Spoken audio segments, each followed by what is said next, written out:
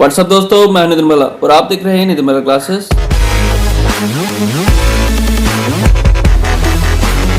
हाँ जी दोस्तों, आज हम बात करेंगे कंपनी लॉ की, जो कि आपका अगला एग्जाम है। अब तक आपके 3 एग्जाम हो चुके हैं, कॉस्टिंग, टैक्स और ILGL। तीनों ही MCQ थे और अब हम आ रहे हैं, थ्योरी बेस्ड पेपर है, लिखना पड़ेगा, बहुत लिखना पड़ेगा। अब ये बात आती है कि लिखे कैसे करें, कैसे क्या करें, किस तरीके से तैयारी करें, किस तरीके से पढ़ें और एग्जाम किस तरीके से लिखें। दोस्तों सबसे पहले मैं आपको बता दूं कि आप MCQ से सीधे इस पे आ रहे हैं तो थोड़ी दिक्कत तो होने वाली है आपको। अब बात हम करते हैं किस तरीके से हम रिवाइज करेंगे, किस तरीके से पढ़ेंगे। दोस्तों आपने कोई कंसेप्ट रजिस्टर बना रखा होगा, क्योंकि मोस्टली जितने भी टीचर्स पढ़ाते हैं कंपनी लोग, वो कुछ डायग्राम्स के तरीके से बताते हैं, कुछ चार्ट के तरीके से पढ़ाते हैं या कुछ शॉर्ट नोट्स बनाते हैं। इसी तरीके से होता है, या तो डायग्राम होता है या चार्ट होता है या फिर क्या होता है, आपके शॉर्ट नोट्स होते हैं। अगर आपने किसी ट्यूशन नहीं पढ़ी है तो आपने सेल्फ क्या होगा, कुछ शॉर्ट नोट्स बनाए होंगे या किसी बुक में से पढ़ा होगा तो उसको आपने अंडरलाइन वगैरह कुछ कर रखा होगा। तो दोस्तों उसको पकड़े, आप उसमें से पढ़ें।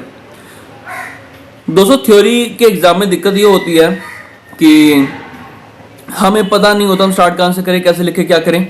इसके पीछे की वजह मैं बता देता हूँ। एक दो मैसेज में को आया था कि सर अब थ्योरी वाला पेपर आ रहा है, लिखने वाला पेपर आ रहा है, तो हमें ये दिक्कत होती है, हमें समझ नहीं आता कि आंसर में लिखे क्या। हमें ये पता होता लिखना क्या है, पर हमें ये नहीं पता होता लिखे किस तरीके से।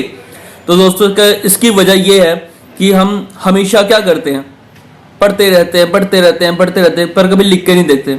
याद करो वो दिन जब हम 11th 12th में थे या 10th में थे या उससे नीचे वाली क्लासेस में थे, हमारे रेगुलरली टेस्ट होते थे, हम आंसर लिख के आते थे, तो हमें पता होता था कि एग्जाम में हमने क्या करना है। और जब से हम CS में आए हैं, हमें यही नहीं पता होता हम लिखेंगे कैसे। क्यों? क्योंकि हमारे टेस्ट वगैरह नहीं होते, हमने लिख के देखा नहीं होता।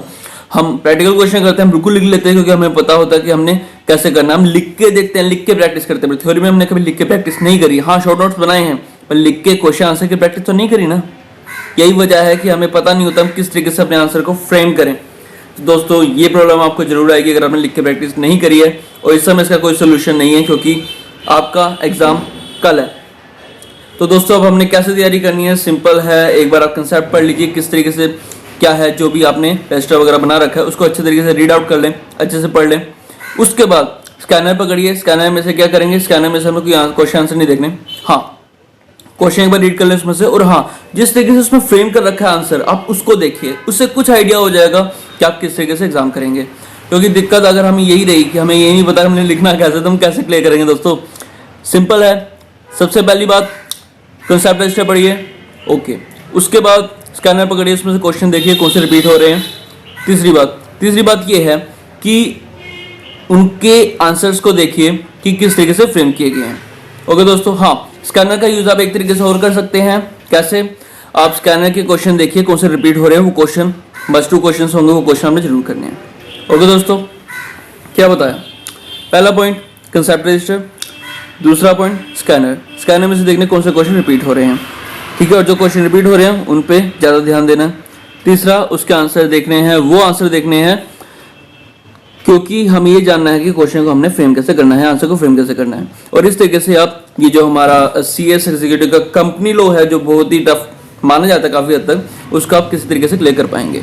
ओके दोस्तों, आई होप ये वीडियो आपको पसंद आई होगी, और इसी तरीके से मैं आपके आगे साथ आने वाले एग्जाम में बना रहूँगा आपके साथ। ओके दोस्तों, जय हिंद, जय Bharat, all the best, give your best, God will save the rest.